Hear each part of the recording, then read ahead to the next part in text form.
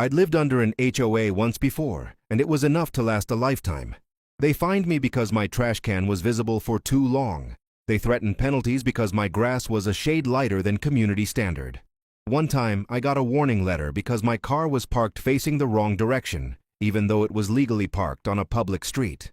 The worst part wasn't even the rules, it was the people enforcing them, the smugness, the power trips, the way they talked to you like they were doing you a favor just by existing. So when I finally had the money to buy land, I swore I would never, ever live under an HOA again. That's when I found it. 5 acres of open land, partially wooded, gently sloping, with a clear boundary line that stopped just short of the HOA's decorative stone entrance sign. Close enough to town for convenience, far enough for peace. I walked the property myself. I stood on the boundary markers. I looked straight at the HOA houses across the line and thought, you don't own me. I planned a small workshop, a private driveway, and eventually a modest home. Nothing flashy, just mine. For the first few weeks, everything was perfect. Too perfect. The first time I saw her, she didn't introduce herself.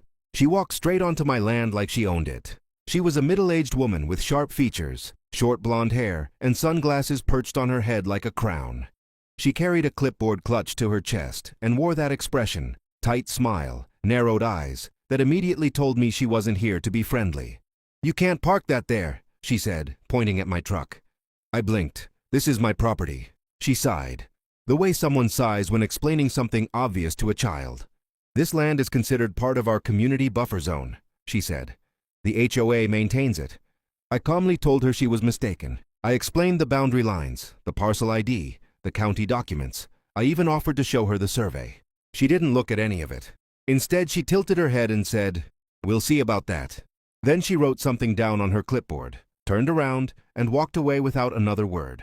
I should have known right then that she wasn't done. A week later, I received my first letter. It looked official, bold heading, legal-sounding language, but it wasn't from the county. It was from the HOA. It claimed I was in violation of community land use standards and owed a fine. I laughed at first, literally laughed. Then I realized they were serious. The letters kept coming. Warnings, notices, fake citations referencing bylaws I'd never agreed to. They even mailed one to my bank, implying there was a lien issue. That's when I stopped laughing. Survey markers on my land started disappearing. Someone removed my private property, no trespassing signs overnight. Once I found footprints leading deep into the wooded area I hadn't even touched yet. When I confronted the HOA board directly, they brushed me off. "She's just doing her job," they said.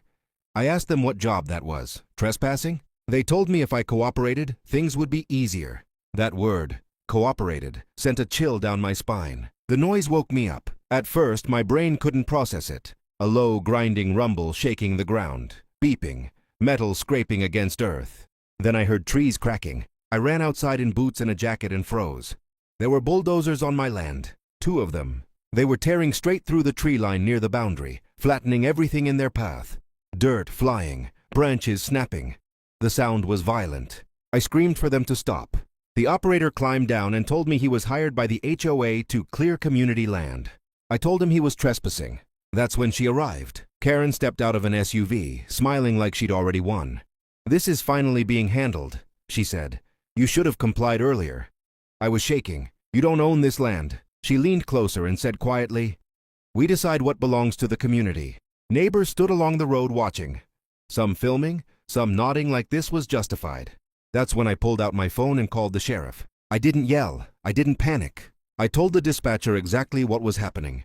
When the sheriff arrived, everything changed. He shut down the machines immediately. He asked for paperwork. He asked for authorization. Karen tried to talk over him.